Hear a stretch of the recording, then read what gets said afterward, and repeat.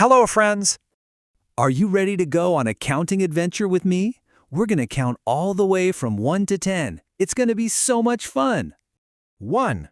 Look, it's one happy apple. What comes after 1? It's the number 2. Let's count them. 1, 2. 2 shiny stars.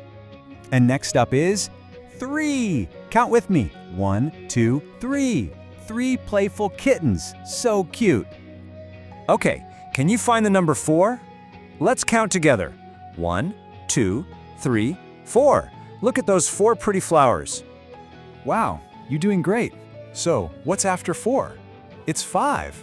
Let's count all the cupcakes. 1, 2, 3, 4, 5. 5 yummy-looking cupcakes. Here comes number 6. Count with me now.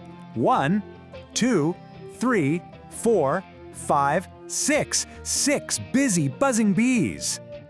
Ooh, look, it's the number 7. Let's count. 1, 2, 3, 4, 5, 6, 7. 7 beautiful, colorful rainbows. Wow, look at all those ladybugs. How many are there? Let's find out. Let's count to 8. 1, 2, 3, 4, 5, 6, 7, 8.